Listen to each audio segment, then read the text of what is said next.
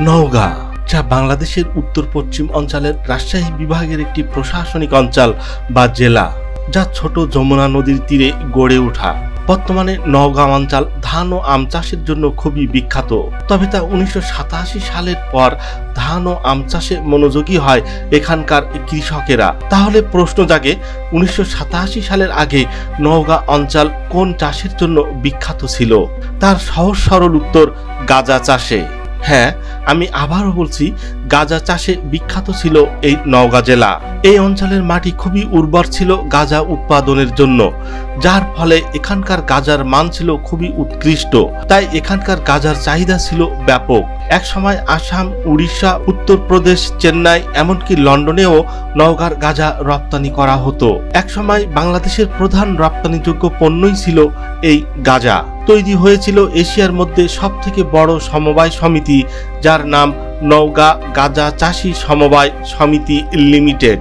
আর এই গাঁজা সমবায় সমিতির কল্যাণে বা টাকায় গড়ে উঠে অনেক মসজিদ, মন্দির, সেতু কিংবা হাসপাতাল। শুধু তাই নয়, 1939 সালের সারা বাংলাদেশে যে দুর্ভিক্ষ দেখা দেয় তা মোকাবেলা করা হয় এই গাঁজার টাকা দিয়েই।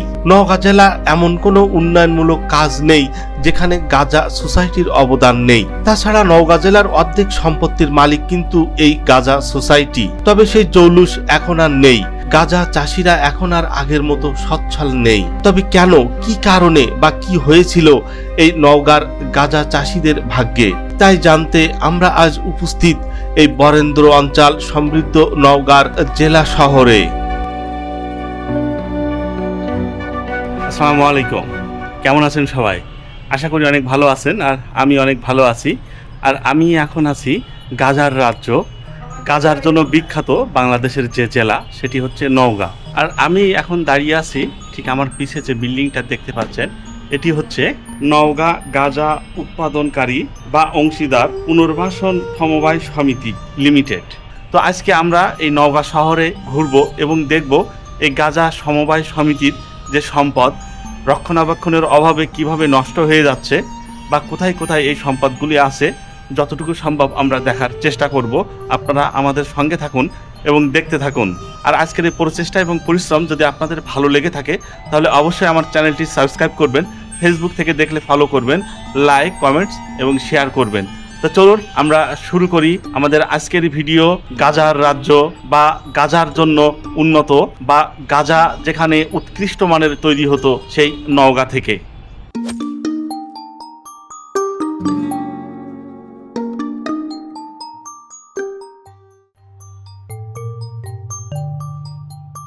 আসুন, প্রথমেই আমরা শুরু করব নওগাঁ শহরের প্রাণকেন্দ্র মুক্তির মোড়ে গাঁজা সমিতির প্রধান অফিস দিয়ে। মূলত গাঁজা অফিসের এই ভবনটি কলকাতার রাইটার্স বিল্ডিং এর আদলে তৈরি, যেখানে নেপাল থেকে শাল কাঠ এনে ভবনটি নির্মাণ করা হয়। নওগাঁ গাঁজা চাষী সমবায় সমিতি লিমিটেড বা সাধারণত গাঁজা সোসাইটি হলো একটি সমবায় সমিতি। এটি 1917 সালে ব্রিটিশ রাজ দ্বারা প্রতিষ্ঠিত হয়েছিল।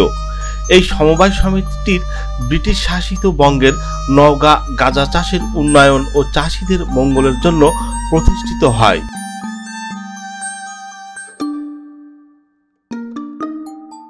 আর এই অফিসটি 1921 সালে সৈয়দ নবাব আলী চৌধুরী উদ্বোধন করেন, যিনি বাংলার প্রাদেশিক মন্ত্রী ছিলেন।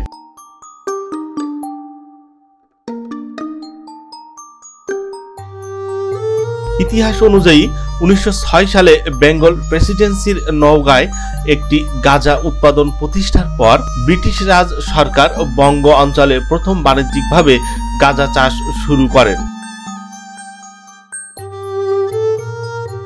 সরকার তখন উৎপাদন শিল্প থেকে রাজস্ব আদায়ের জন্য একজন রেজিস্ট্রার নিয়োগ করে। 1917 সালে নওগাঁর 7000 গাঁজা চাষীদের কল্যাণে গাঁজা সোসাইটি নামক একটি সমবায় সমিতি প্রতিষ্ঠিত করেন। তখন সমবায় সমিতির শেয়ার প্রতি 10 টাকা দরে কৃষকদের কাছে বিক্রি করা হয়, যার ফলে কৃষকরা এর অংশীদার হয়।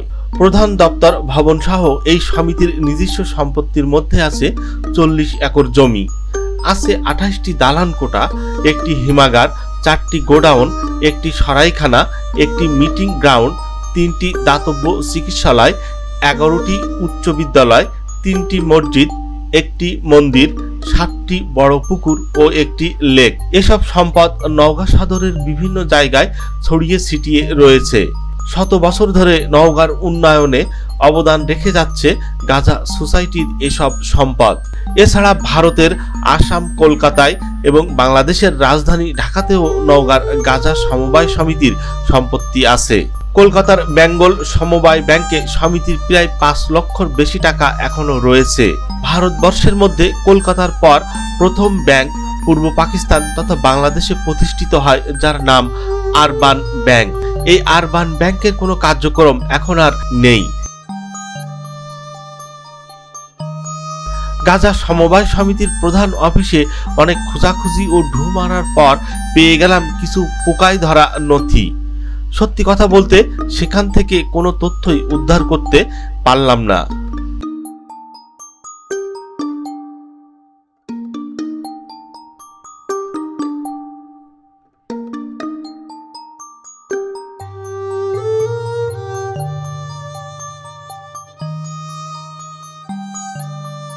চলুন এবার আমরা দেখে আসি গাজা সমবায় হিমাগার।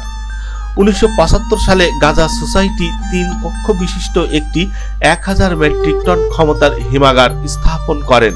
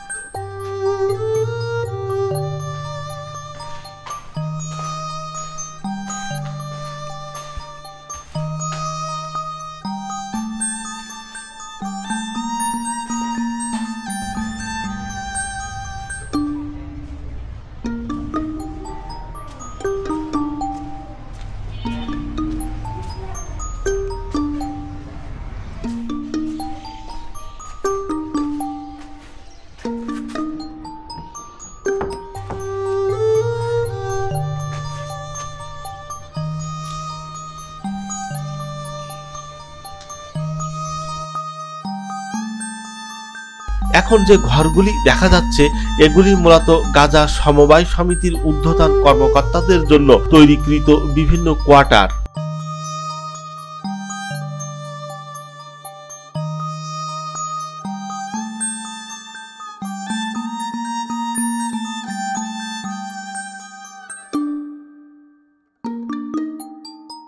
কিছু কোয়ার্টার দিয়ে আবার নওগাঁ চক্ষু হাসপাতালও তৈরি করা হয়েছে।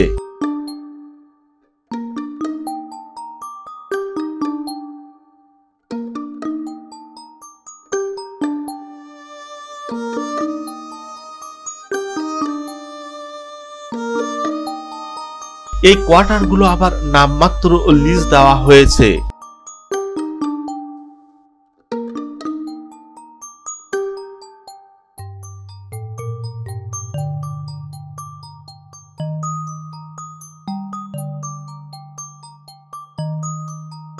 কয়েকটি ভবনে নওগাঁর সরকারি বিভিন্ন দপ্তরের কর্মরত কর্মকর্তা কর্মচারীরা থাকেন। পুকুরগুলো বিভিন্ন মেয়াদে লিজ দেওয়া আছে।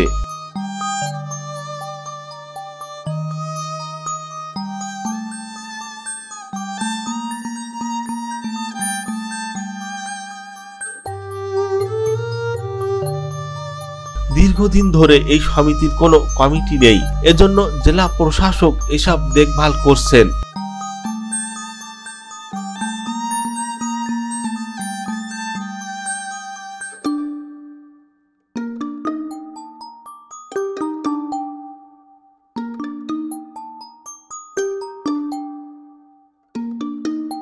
লিজ বা ভাড়া বাবদ প্রাপ্ত অর্থের পরিমাণ জানা না গেলেও সমিতির নামেই এসব সম্পদ ভাড়া বা লিজ দেওয়া হয়েছে।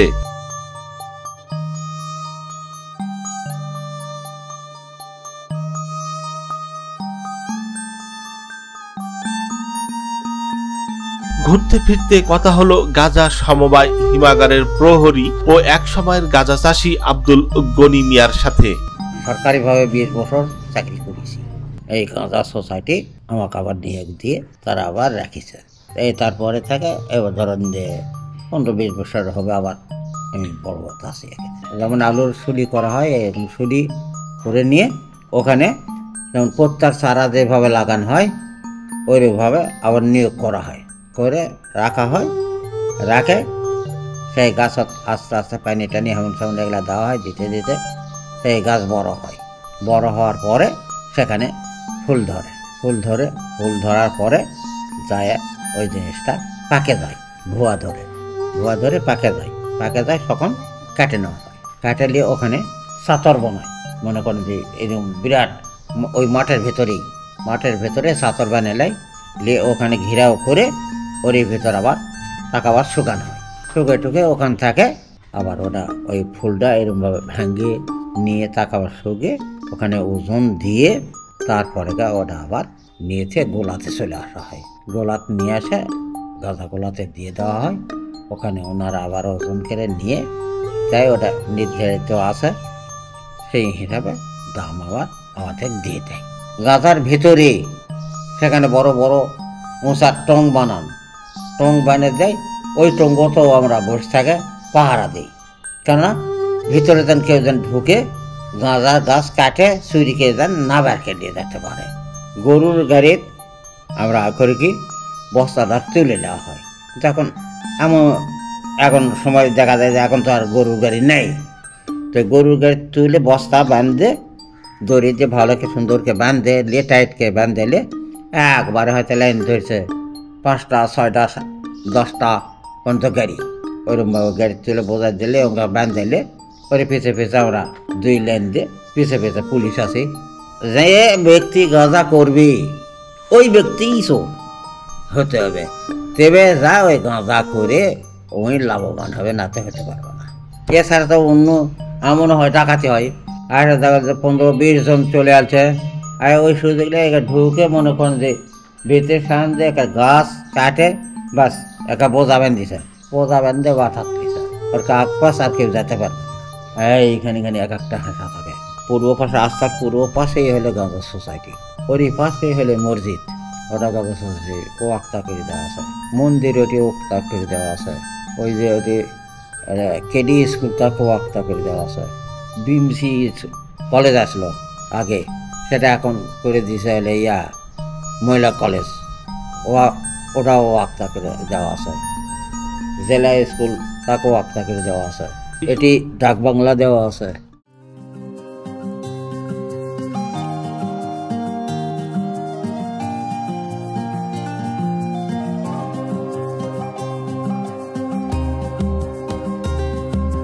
এবার আমরা দেখব গাজার গুদামঘর বা যেখানে গাজার মান নির্ণয় হতো এবং নিম্নমানের গাজা যেখানে পোড়ানো হতো বা বিনষ্ট করা হতো।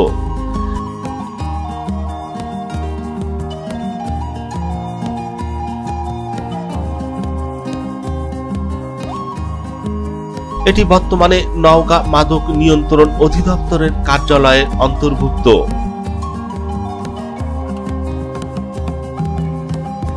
আচ্ছা, আমি এখন যেখানে দাঁড়িয়ে আছি এটা হচ্ছে নওগাঁর জেলা মাদকদ্রব্য নিয়ন্ত্রণ অধিদপ্তর।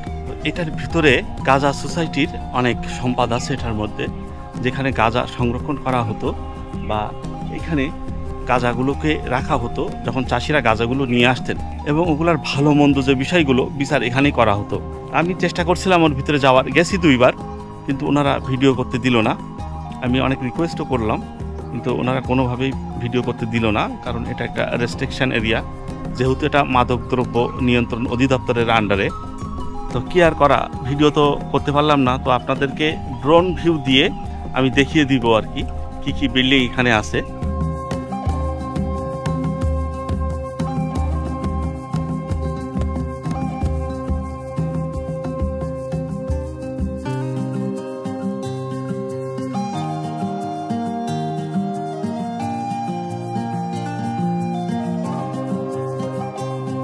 এখানে গাজার 4টি গুদাম ঘর রয়েছে, যার কারণে এ এলাকা এখনো গাজা গোলা নামে পরিচিত। 4টি গুদামে এখনো 226 মন গাজা রক্ষিত আছে। গুদামগুলো এখন সিলগালা করা, জমির মালিকানা এখন মাদক নিয়ন্ত্রণ অধিদপ্তরের।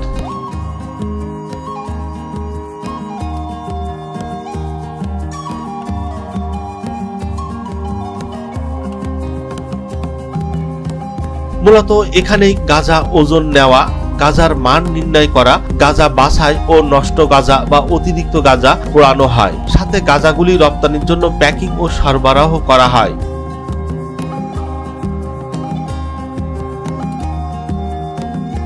তবে শোনা যায়, যখন গাঁজা পোড়ানো হতো তখন দূর দূরান্ত থেকে গাঁজা প্রেমীরা এই ধোঁয়া নেয়ার জন্য ভিড় জমাতো এবং বাতাসের সাথে এই ধোঁয়া যেদিকে যেত গাঁজা সেবকরা সেই দিকে দৌড়াতো। সে নাকি এক চমকপ্রদ দৃশ্য ছিল। আরেকটা বিষয়, আমার পিছিয়ে যে জায়গাটা দেখা যাচ্ছে একটু খেয়াল করুন, এই যে স্থাপনা অনেকটা কলকির মতো। আগেকার মানুষ তামাক খেত যেভাবে, যে কলকির মতো করে, জিনিসটা কিন্তু এই যে মূলত এটি হচ্ছে চুল্লি। এখানে গাঁজা পোড়ানো হতো। যে সমস্ত গাঁজাগুলো অতিরিক্ত উৎপাদন করা হতো বা ডাস্ট হয়ে যেত, নষ্ট হয়ে যেত, সেই গাঁজাগুলো এখানে পোড়ানো হতো এবং সেটার একটা নাকি বিশাল ইতিহাস আছে। এই গাঁজা যখন এখানে পোড়ানো হতো তখন তো ধোঁয়া বের হতো উপর দিয়ে। তো এই এলাকার লোকজন যারা গাঁজাখোর বা গাঁজা সেবক যাদেরকে বলা হয়, ওনারা সব এই দিক দিয়ে, এই নদীর ধার দিয়ে, এদিক দিয়ে বিভিন্ন জায়গায় দাঁড়িয়ে থাকতো এই গাঁজার ধোঁয়া গ্রহণ করার জন্য। আর আমার পাশেই আছে হচ্ছে ছোট যমুনা নদী।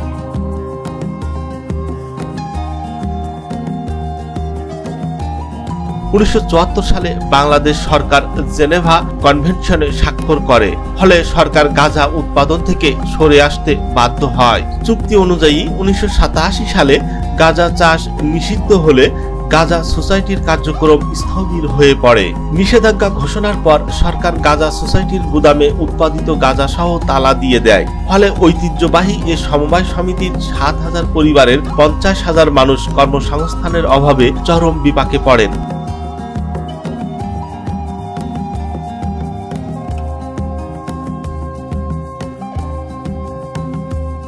পরে তারা ধান, সরিষা, সবজি চাষাবাদ শুরু করেন। তবে 1918 থেকে 1947 সালে দেশভাগের আগ পর্যন্ত প্রতি বছর গড়ে প্রায় 55,000 মন গাঁজা উৎপাদন করা হতো।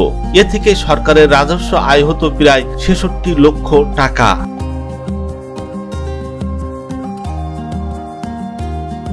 এবার বলি এই গাঁজা সোসাইটির কিছু সমস্যার কথা। গাঁজা সোসাইটি নির্বাচনের ভিত্তিতে কমিটি গঠন করা হতো, যার ব্যবস্থাপনায় সমিতির সদস্যদের ভাতা প্রদান করা হতো। এর পাশাপাশি বেশ কিছু হাসপাতাল ও বিদ্যালয় তাদের টাকায় পরিচালিত হতো। কিন্তু 2006 সালের নির্বাচনের বিরুদ্ধে একজন সদস্য আদালতে রিট দায়ের করার পর গাঁজা সোসাইটির দায়িত্ব একটি অন্তর্বর্তী কমিটির অধীনে আসে এবং এসব কার্যক্রম বন্ধ হয়ে যায়।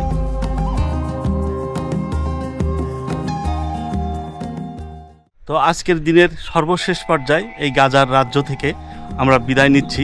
আজকের এই ভিডিও, আজকের এই প্রচেষ্টা এবং পরিশ্রম যদি আপনাদের ভালো লেগে থাকে এবং এ ধরনের ভিডিও যদি আপনারা আরও দেখতে চান, তাহলে অবশ্যই কমেন্টস বক্সে কমেন্টস করবেন। আপনারা ভালো থাকুন, সুস্থ থাকুন এবং পরবর্তী ভিডিওর জন্য অপেক্ষায় থাকুন। আল্লাহ হাফেজ।